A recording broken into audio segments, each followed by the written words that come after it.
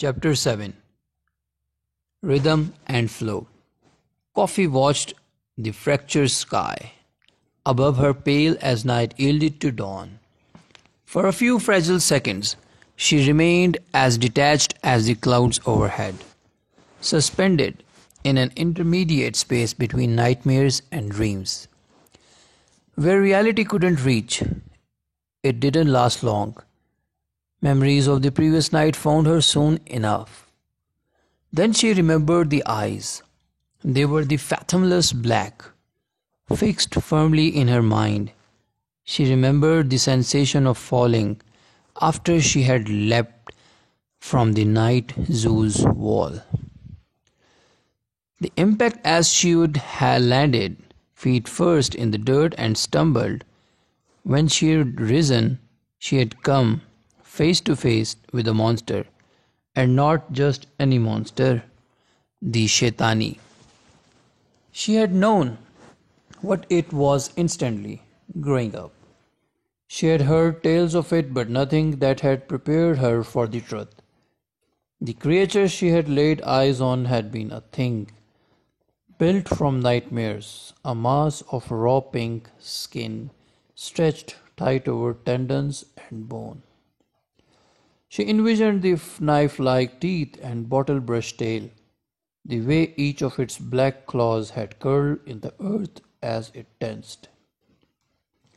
Perhaps it had been drawn to the commotion of the night zoo's fire. Maybe it would become for something else. She had sure it would kill her, and then go. The word had left her lips in a whisper. Yet again she had felt that strange tingle in her feet, a rush of something wrong. Through her, go! She wasn't sure why she had repeated the command. It had just come to her, and thus, against all reasons, the Shaitani had obeyed. She imagined its retreating figure as it disappeared into the night and tried to recall other details. Someone had grabbed her momentarily, a boy she hadn't noticed before, but when he would let her go a second later, she had seized the opportunity and made a run for it. The same insistent pull she would felt in the zoo had guided her through the lemongrass fields as the zoo's towering brick walls grew distant and the city of La Cosa outer slums rose to meet her. With each step, she would fallen into a cadence, a steady drumming rhythm that began in her feet and worked its way up her ribs until her heartbeat attuned to it. Thump, thump, don't stop, thump, thump, don't stop.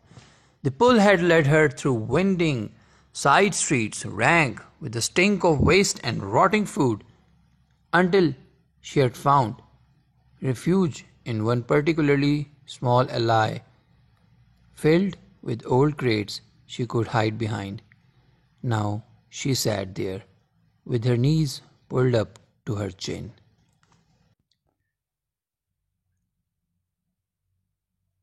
The throbbing ache near her clavicle when she shifted was a painful reminder of the rock that had hit her, but she bit into lip until the threatening tears warned.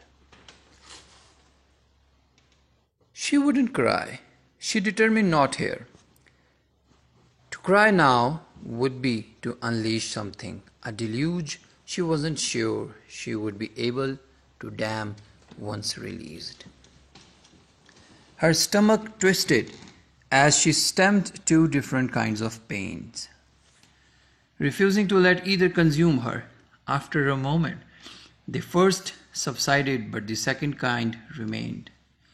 Mama was gone. The revelation didn't come the way she had expected it to, total and devastating. Rather, it rolled over her in waves, each one crueler than its predecessor. until it was numbing. She and Mama had come close, so close to a different life entirely. She remembered the hope she had seen in her mother's eyes as she had shared the news that they would be leaving. "We can go wherever we want," she had said. "You and I will leave this place and start over somewhere else, and we'll never ever look back. We will never return." In the end, that dream hadn't even made it over the night zoo's wall. Coffee started at her hands, still loosely wrapped in the bloodied strips of cloth Mamma had torn from her own tunic to help her climb the vines. Coffee winced at the sight of them. Those two tattered rags were literal pieces of her mother. The only things she had left now. New truths took shape the longer she stared at them. Mamma had understood that there was a chance they wouldn't both make it out of the night zoo. So she followed a maternal instinct and told Coffee to climb the wall first. That sacrifice had ultimately made all the difference, but it hadn't been the only one. Coffee suddenly remembered all the little moments too, the times Mamma had shared her food, when meals were sparse, or shared her blanket on colder nights, even last night before they had run. Mamma had been prepared to take punishments, but that she hadn't deserved to give up her own freedom so that Coffee didn't have to give up hers. That was all Mamma had ever done. Put others before herself. She would never seen any of that goodwill return. She never would now. And now it's all your fault. Coffee flinched away from the accusations in her head, from the vitriol in it. The sense of emptiness was one thing, but the blame and guilt cut through her like a knife. None of the last night would have happened if she had remembered the check deco harness. The exploding candle, the fire, the aftermath, it all led back to one careless mistake. She thought of the look she had seen on Mamma's face in the seconds after the candle had burst. What she had said as they ran from the hammock side by side.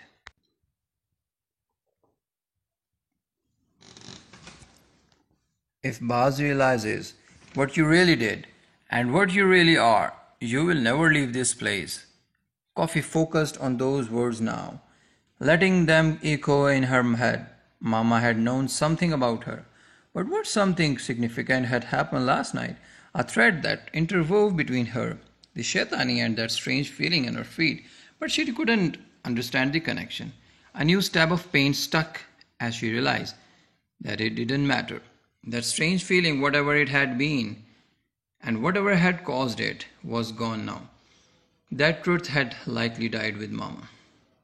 Every muscle in Coffee's body screamed in the protest as she pulled herself to her feet, collecting what dwindling resolve she had left.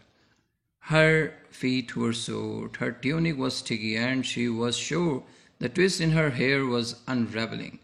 But she set her jaw with a new determination. She couldn't stay in this ally.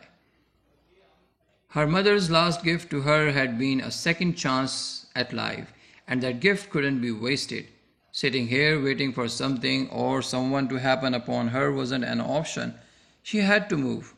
Her eyes watered as she emerged from the alleys of the slum. Slowly, adjusting to the new morning light, Lakosa Street, it seemed, were only just beginning to stir, filling with people leaving their homes and setting up wares of the day. Coffee found it all strange to see firsthand. This was, after all, where she was truly from. Her family had once lived in the city before moving to the night zoo. But years had passed since she had been her in person.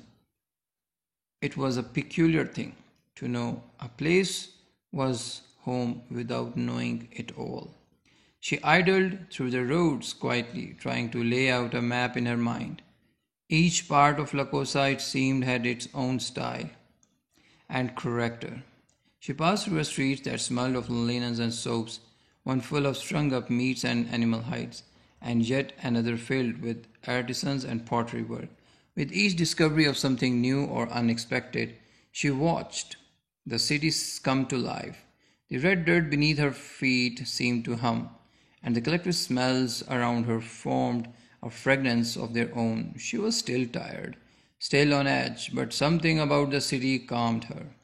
It wasn't so unlike the night zoo, she realized. La Cosa had its own rhythm and flow. She closed her eyes and listened to it. The droves of people pounding through the street, a chorus of vendors calling out prices to their customer, the sounds of marching feet. Her eyes snapped open. The new sound, the marching, was distinct from the rest of the city's morning din. She searched the road, tensing until she found where it was coming from. A trio of young men had just entered from the opposite end of the street, weaving through it in single file. They wore telltale blue kaftans and gold belts, and each had a Hanjari dagger looped on his belt. A few of the vendors stepped out of their way as they walked, but most paid them little attention. From her spot, coffee stiffened. Those were the sons of the Sikhs in broad daylight, perhaps some of the very same ones who would come into the zoo. They looked smug, superior, like the kind of men who were used to holding power, not a single one of them behind a fruit cart until they were farther down the street. Newfound anger boiled her blood as she watched there before. Two warriors had come after her and Mama, chased them like animals. She ignored on her bottom lip until she tasted blood, until she could no longer see the three warriors. The sight of them had prompted an unpleasant reminder. She was a runaway. In the fleeing the night zoo, she had broken her legal indenture contract with Baz, the one her parents had signed years ago, which meant she would also broken the law. What she had done was considered theft and desertion, and if she was caught, she would be canned, jailed, or worse. Instinctively, she looked over her shoulder, and a fresh stab of sadness nearly winded her. Mama wasn't here, no one was. From here on, she would have to figure things out on her own. She pressed her fingers into her temples, trying to think. Mama had said something else to her last night, something about thinking. Coffee tried to pull the words from memory. Sometimes, though, you can't lead with your heart. You have to think with your head. Coffee resolved then that was what she would do. She would think with her head, and she had come up with a plan.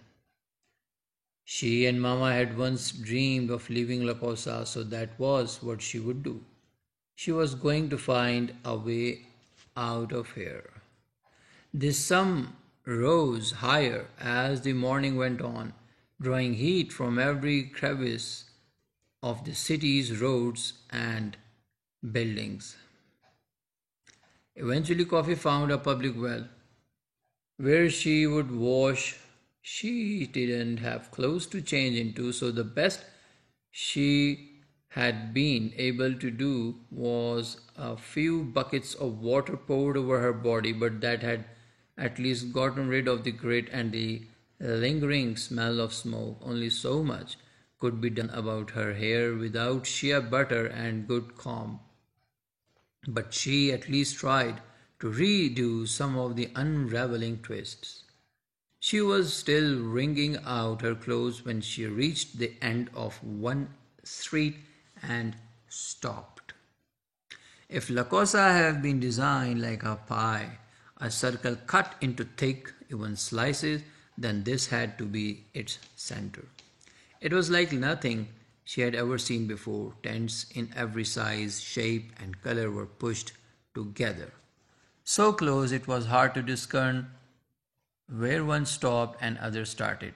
She inhaled and her lungs filled with 1,000 scents all at once. She smelled egusi soup brewing, thick with onions, tomatoes, and fresh peppers, alongside jollof rice and banku. Woman, woman with curly rimmed eyes flocked around cars of multicolored pots, while bearded men in extravagant garb haggled over wax-dyed textiles that shimmered in the breeze. The sight of it managed to be both overwhelming and magnificent all at once.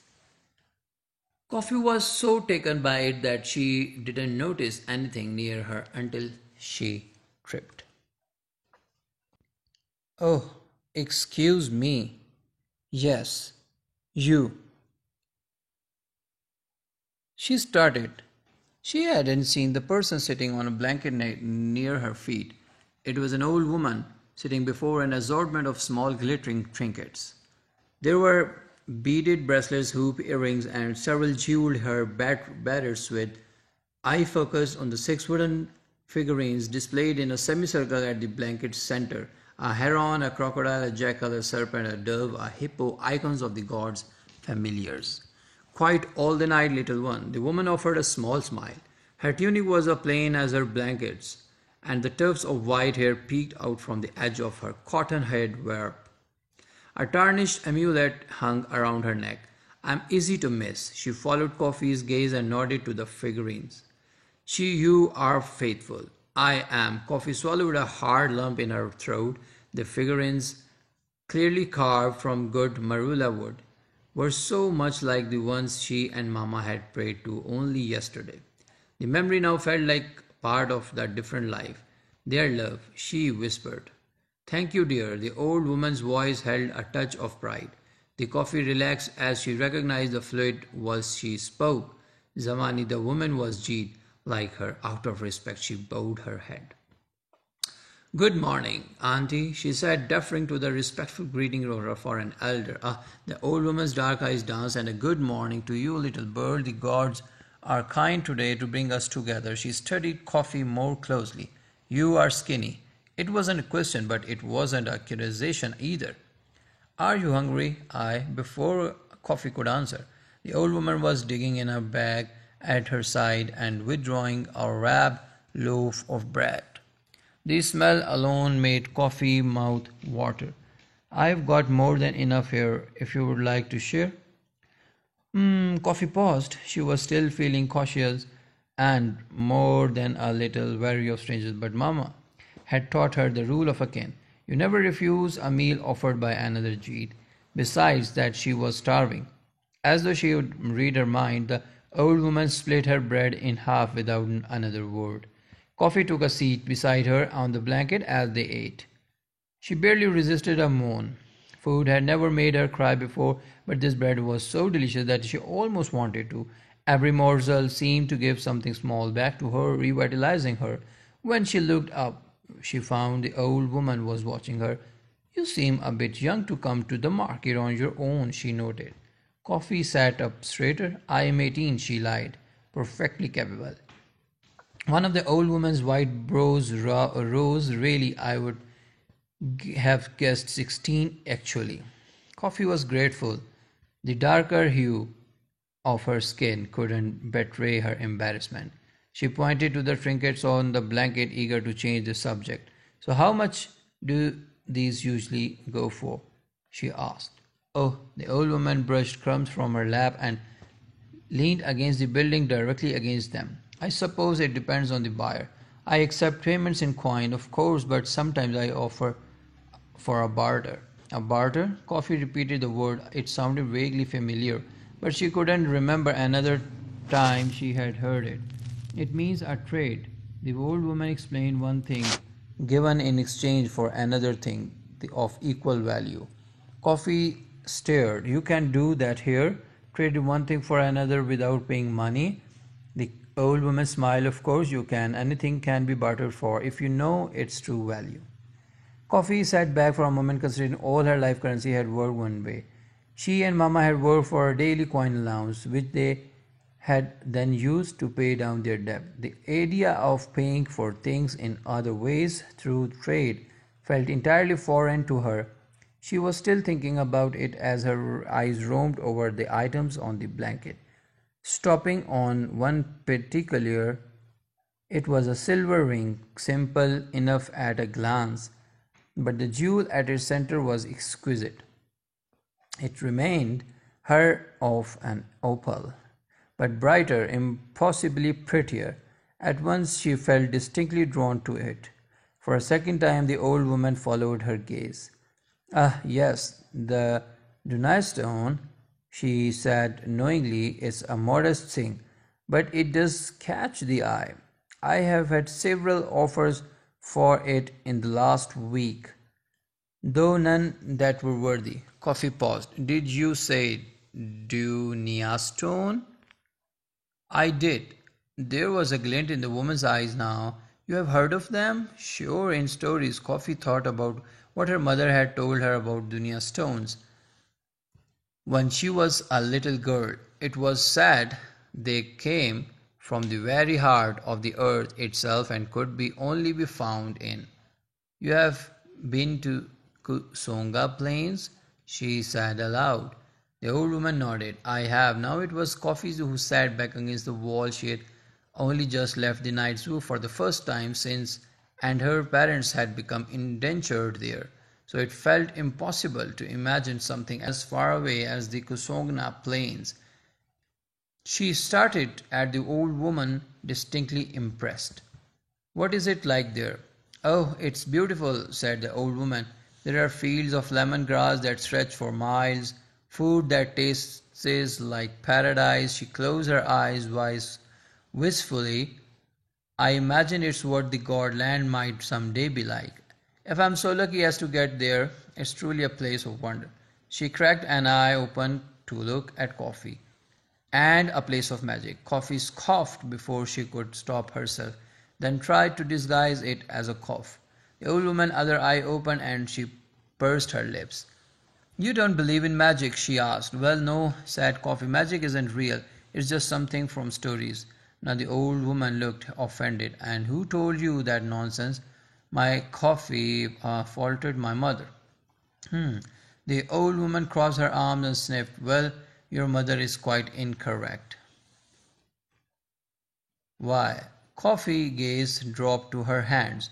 When she spoke, her voice was barely a whisper. My mother is dead. Oh, Coffee looked up and found the old woman's expression had changed. Her face was drawn and her eyes were full of sadness. For a moment she seemed at a loss of words. I am very sorry to hear about the little one. She murmured, I know what it means to be lost a loved one. Its Coffee stopped herself. She had been about to say that it was all right because that seemed like a polite response, but it didn't feel right to say. Things weren't all right. She wasn't all right, and she wasn't sure she would ever be.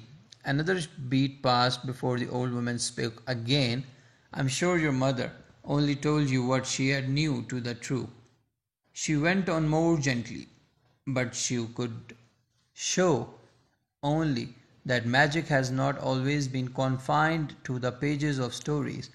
In another time it was here, as real as the air was breathing.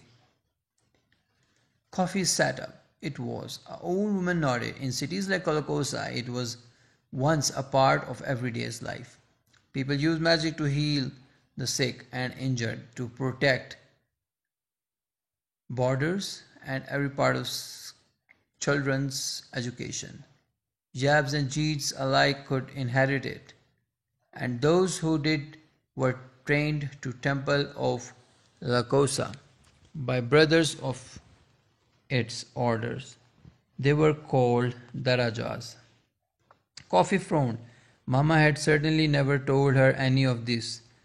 She looked around and tried to envision what this city would ever would look like. Magic simmered just beneath its surface.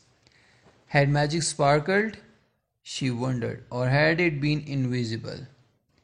Dangerous or utterly dangerous or ordinary, it was hard to even contemplate. What happened to it? She asked. The old woman looked up and into the bustling market as though she was seeing past it. The rupture, Coffee repeated. What's an earthquake got to do with the magic? The old woman gave her a shrewd look. No doubt you have heard the stories, she said. Tales of tears in the earth and the sky. Waves of heat scorching bodies whole. I am old enough to remember it, and I can tell you it was a terrible thing to behold. Coffee shuddered.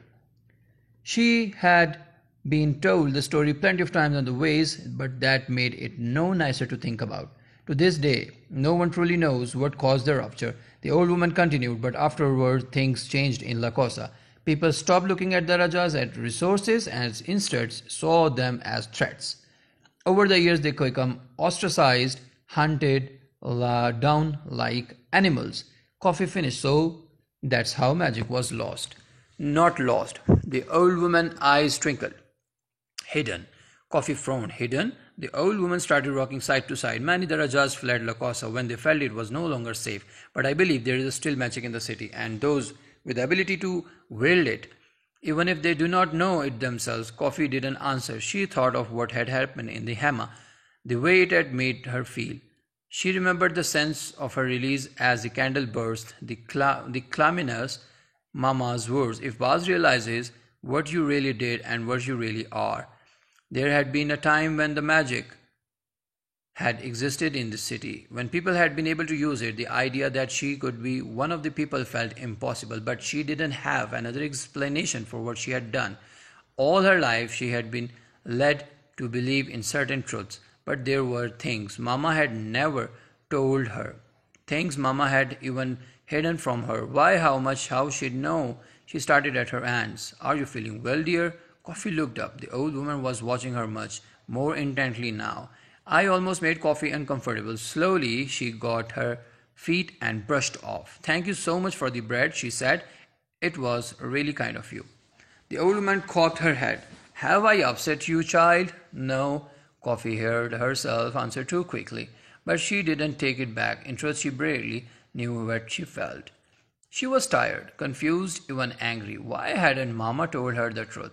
Why had she left her own daughter in the dark all this time? She cleared her throat when she realized the old woman was still staring at her. It's just I'm sure I have taken up enough of your time. Nonsense. The woman waved a dismissive hand. I have quite enjoyed your company, and actually she gestured toward the trinkets. I could use a young person like you as an assistant if you were interested. Coffee paused, caught off guard. The offer was generous and incredibly tempting, but something still stopped her. All her life, she had relied on others to make a way for her, to help her figure out her next steps. If she was going to learn how to survive in this world, she reasoned, she had have to start finding a way on her own. Thank you, she bowed her head, but I should get going. Very well. Little one, the old woman nodded, and there was a touch of renewed sadness in her voice. You should know that the offer stands, and I do hope the gods bring us together again someday. Take care. Coffee looked over her shoulder a final time before heading down the market's winding roads. If the city of La Cosa had been stirring when Coffee first ventured through its streets, it had fully risen in the time she had taken to sit with the old woman. The roads, still packed with vendors, felt even more crowded than before, so compressed with people that it was impossible to walk without being jostled. Someone barreling through the throngs bumped her hard to the right, which caused someone else to yell at her to watch where she was going. It was no longer a beautiful rhythm and flow. The longer Coffee stayed in it, the more overwhelmed she felt. She thought back to the old woman, sitting quietly with her blanket of trinkets, almost wistful. It was strange, only a few minutes had passed, but she was already finding it difficult to recall the details of the woman's face. Their encounter felt increasingly dreamlike.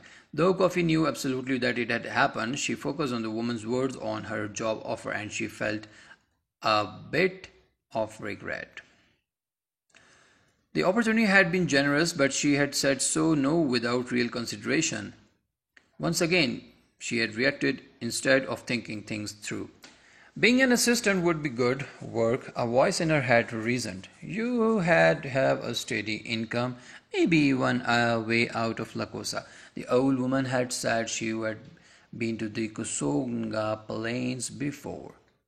Maybe she planned to return to them. A plan began forming in Coffee's mind rapidly. Yes, she would go back and find the old woman, take her up on her offer. Perhaps she could learn a new trade, and just maybe the old woman could tell her even more about magic.